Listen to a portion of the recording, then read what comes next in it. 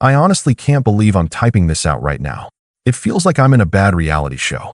But here goes. This is the story of how my birthday gift turned into the worst betrayal of my life, and how I ended up giving my family the most unforgettable revenge. So, a bit of background. I'm in my late 20s, living in a house that's been in my family for generations. It's a huge place, too big for just me, but it was handed down to me after my parents passed away a few years ago. I've got a good job, but this house is my pride and joy. My family, though, they never let me forget that they thought they should have been the ones to inherit it.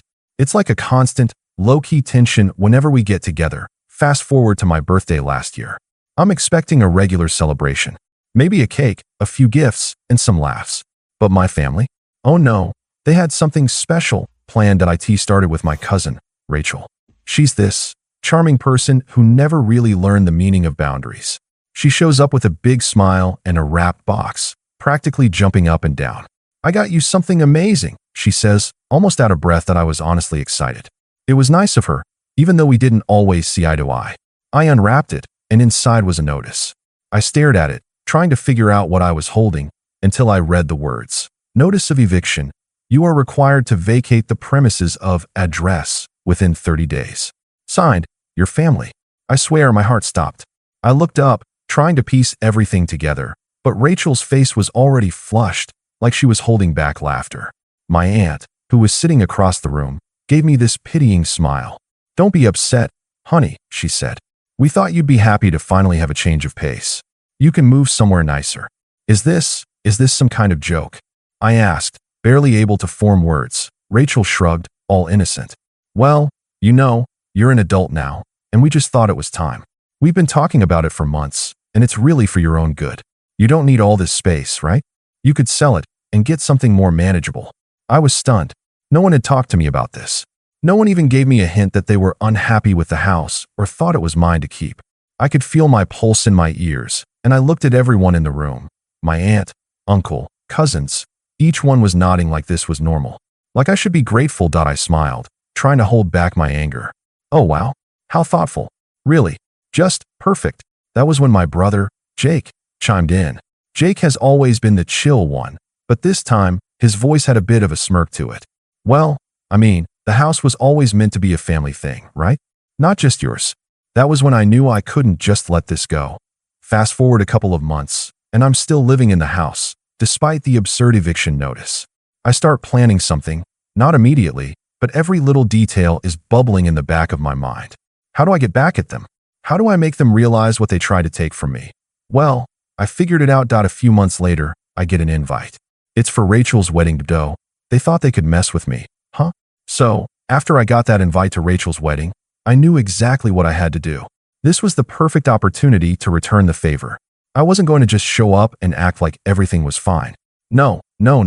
I had plans. Big plans that I spent the next few months pretending to go along with their ridiculous eviction idea.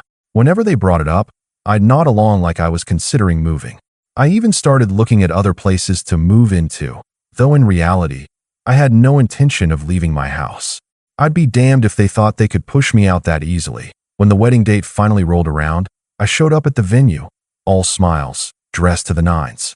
Everyone was acting like this was going to be a huge celebration. But I knew better. The whole thing was a spectacle. Rachel had spared no expense, renting this extravagant venue, hiring a big-name DJ, and even getting a luxury catering service. But despite the glitz and glamour, there was this sense of unease in the air. And it wasn't just the fact that my family was trying to be fake nice to me. It was because I knew the real reason I was there. As I walked into the ceremony, I saw them all, my aunt, uncle, cousins, and of course, Rachel, looking absolutely radiant. Everyone was acting like everything was normal, but I could see the tension in the air. The underlying assumption that they had won, that they'd made me feel small, had me on the edge of my seat. But I wasn't going to let them win. I had my plan, and it was about to unfold. The ceremony went off without a hitch, and the reception was filled with loud music and endless laughter. It was the perfect distraction, the perfect chaos. Rachel was busy dancing with her new husband, and my family was caught up in the excitement. That's when I slipped away. I found the seating chart by the door. They had assigned everyone to tables, of course. And there it was, a special note, placed discreetly next to the chart, marked family only. I took a deep breath and headed over to the banquet hall. I wasn't sure if anyone would notice, especially with the way everyone was celebrating. But as soon as I walked in, I noticed Rachel's wedding planner huddling by the entrance, looking at me like she'd seen a ghost. She was about to speak, but I stopped her with a smile. "I'm just here to make sure the seating is right," I said, my voice calm, almost too calm. "I'll just make a small change to the list." I quickly scanned the table assignments, the faces of my relatives. Then, I smiled to myself that I moved myself from the back of the hall where they'd put me to the front, right beside Rachel and her new husband. I even made sure to leave the note, just like they'd left it for me. Only this time, it was a special one for them. The rest of the night was pure magic. I had a drink in hand, and Rachel was so busy posing for pictures with her guests that she didn't even notice what I'd done. But when she finally did, when she saw me sitting at her head table, her eyes went wide, her smile froze. "What are you doing here?" she hissed under her breath, her voice sharp. "Oh, just enjoying the celebration," I said, savoring every word. "Just like you thought I should enjoy my birthday gift." I didn't even look her in the eye, just casually twirling my drink. The wedding planner came over to try to move me back to my original spot, but I wasn't budging. Family only didn't apply to me, clearly. After all, I was family too, right? Rachel, looking more irritated by the second, eventually stormed off to her parents. But that wasn't the best part. Oh no. The best part was when I watched her parents, especially her mom, who had been the most vocal about me needing to leave the house, look around the room, clearly confused as to why there was a seat missing. I smiled. The tables were about to turn. By the end of the night, Rachel's attitude had gone from angry to downright snippy. I could see it in her face. She knew something wasn't right. But here's the kicker. Just before she could come over to confront me again, I overheard her and her new husband talking. "I can't believe she pulled this stunt at my wedding," Rachel was saying, her voice shaky. "How dare she, after everything we've done for her?" Her husband, looking a little less than thrilled, tried to calm her down. "Look, Rachel, it's just a wedding. Let it go." But Rachel wasn't letting it go. She was fuming, and I could see the wheels turning in her head. Whatever plan she had to get back at me was about to be set in motion, but I wasn't worried. All right, I can hear you. Where's the revenge? Trust me, it's coming. But let me set the scene for the final twist, because that's where it really gets sweet. So, after Rachel lost her mind at the wedding, I could tell she was plotting something. She kept throwing little passive-aggressive comments my way, trying to get under my skin. But I wasn't biting. I knew she was desperate to get back at me, but what she didn't know was that I had already been preparing for the next move. A few weeks later, after the wedding chaos died down, Rachel called me. I knew this was it. She was about to lay it all out, probably blaming me for ruining her big day or something. But no. What she said next made me almost drop my phone. "You know, you've really hurt me," she started. "All drama and fake hurt feelings. I thought you were family, but instead, you pulled that stunt at my wedding. And now, you're still refusing to leave the house. You're making everyone uncomfortable, and I'm going to do something about it." I almost laughed in her face. She had the audacity to lecture me about family after what she and the rest of my relatives had tried to pull. But instead of getting defensive, I stayed calm. "Wow, Rachel, I'm really sorry you feel that way," I said, laying it on thick with the sarcasm. "I guess we all need to make sacrifices for family, huh?" She didn't catch it. Instead, she went on about how I was ruining the family reputation by holding on to the house. "You're just so selfish, it's unbelievable," she ranted. "I'm going to get everyone on my side, and we're going to fix this once and for all." At that moment, I realized something. She had no idea what was coming. A few weeks after that phone call, Rachel started talking about a family meeting, where she wanted to discuss resolving the situation about the house. I'd already expected this. What I hadn't expected was the firestorm that followed. She started texting everyone in the family, telling them that I was being unreasonable and selfish and that it was time for me to do the right thing. She even pulled out the "You're making mom and dad proud" card that I let her go ahead with it all. Why? Because I had already set the stage. The day of the family meeting arrived, and I showed up to the house like it was any other Sunday. I knew they'd all be there, my aunt and uncle, cousins, Rachel, and of course, the surprise guest I'd invited. The real estate agent. I watched them file in one by one, expecting to see the usual mix of smug and angry faces. But when Rachel walked in and saw the real estate agent, her jaw nearly hit the floor. "You invited him?" she stammered, pointing at the agent. "Yeah," I said, my voice completely calm. I thought it'd be useful to have someone here who knows the real value of this place. You know, just in case we want to talk about selling. Rachel's face turned pale. My cousins and aunt looked around, confused. I could see the realization creeping in. This was a big deal. You can't be serious, Rachel hissed, her voice shaking with anger. You're really going to sell it? This house was supposed to be ours. I smiled. Well, Rachel, maybe you can buy it. You know, since you're so keen on making decisions about what's best for me. It didn't take long for the entire family to unravel. Everyone started pointing fingers, demanding to know why I was making decisions without consulting them. But here's the thing. Rachel had gone too far. She thought she could push me out, control me, but now she was realizing she was the one in danger of losing everything. As they bickered, I turned to the real estate agent and said, how much would this place go for in today's market? With the location, the history, and all the renovations I've made? The agent didn't hesitate. Easily a couple of million, maybe more, depending on the buyer. Rachel froze. The rest of the family was dead silent. It was like the air had been sucked out of the room. I leaned back in my chair, looking around at all of them, and said, so, if anyone wants to talk about taking the house off my hands, now's the time. Otherwise, I'll be listing it and moving on. I'd suggest you start working on your own plans. The family meeting dissolved into chaos. Rachel was furious, shouting at me, but I didn't care. I'd put her in a position where she had to either back down or face the reality of losing everything. So, yeah, the revenge is real, but the best part? This is only the beginning. After the family meeting, things got really tense.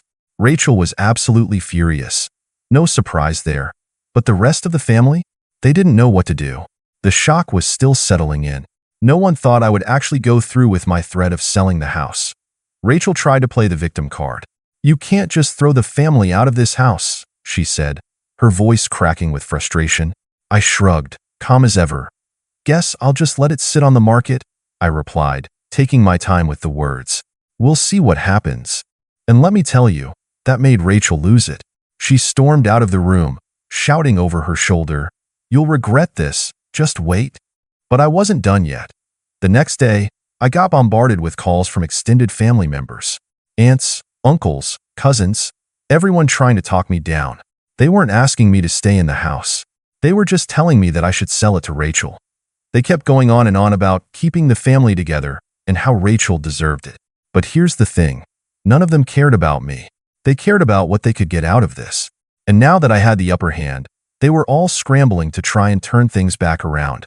Then, my mom's sister, Aunt Carol, called.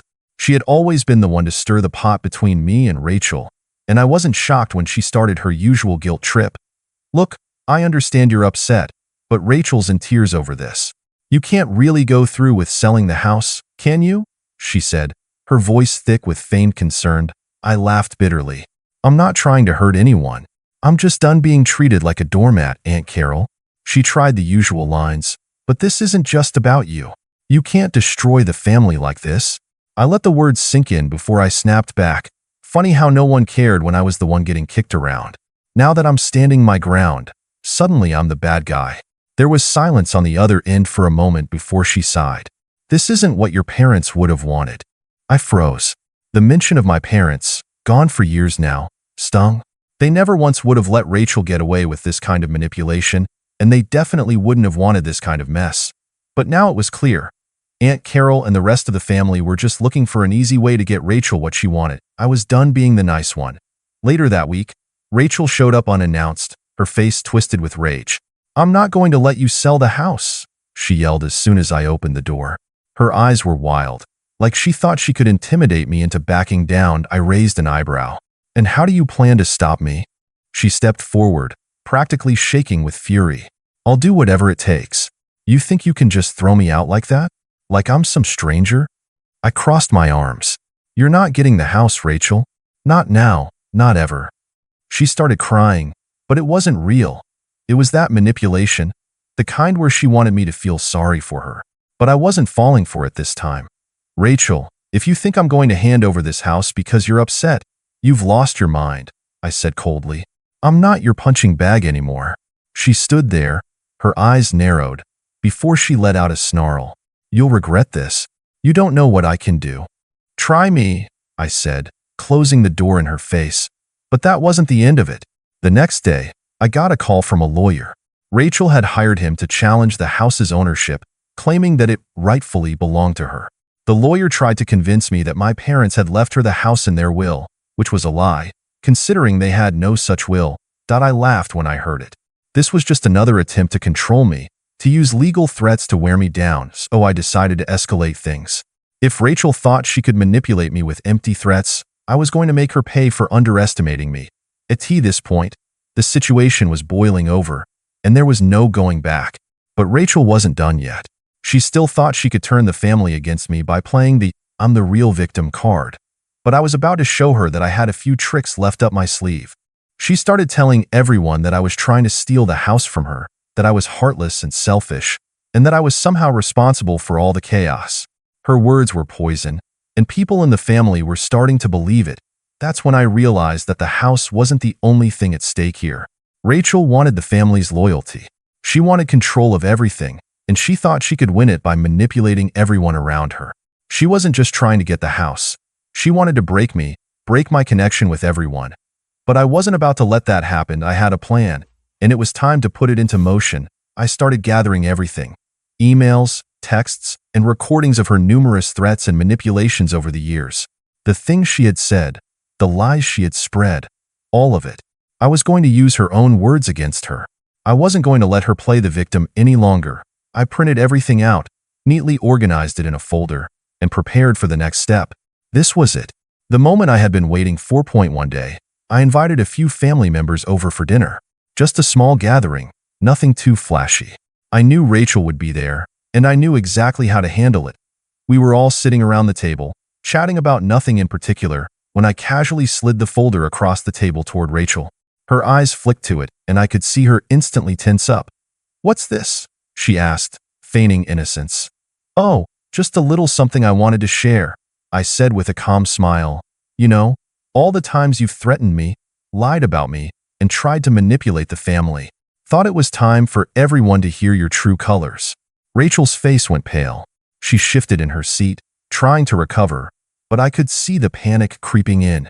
She knew what was in that folder, and she knew what was coming. One by one, I started reading the messages, the conversations, the threats she had made. I laid out everything for everyone to hear. The way she tried to frame me, her lies about our parents' will, how she had manipulated the family into believing I was the villain. I watched as Rachel's composure started to crack. Her mouth opened and closed, but no words came out. Her eyes darted around the room, desperately seeking someone to back her up, but all she saw were eyes. Family members who were finally starting to see the truth. I could feel the weight lifting off my shoulders as I exposed her for who she really was. The truth was finally out. No more lies, no more manipulation. Just Rachel, standing there with nothing to hide behind. And then, finally, one of our aunts spoke up. "Rachel, I can't believe you would do this to your own family." The room went silent. The tension was thick, and I could almost hear the gears turning in Rachel's head as she tried to salvage what little dignity she had left. But it was too late. The damage was done. Rachel stood there, speechless. I looked her in the eyes and gave her a small, satisfied smile. "I hope you learned something today, Rachel. You can't manipulate people forever. Sooner or later, the truth comes out." And just like that, I turned and walked away, leaving her to deal with the fallout. I didn't need to say another word. I had one. The family finally saw Rachel for what she truly was, a manipulative, entitled liar. My name was cleared, and my relationship with everyone in the family was stronger than ever. Rachel, on the other hand, was left to deal with the consequences of her actions. Her influence in the family was shattered, and the people who once believed her now knew the truth. As for the house, I decided it was time to put the past behind me for good. I sold it, letting go of the last piece of the mess she created. But I didn't need the house to feel victorious. The real victory was knowing I'd exposed her for who she truly was, and that I'd finally taken control of my life again. Sweet revenge? You bet.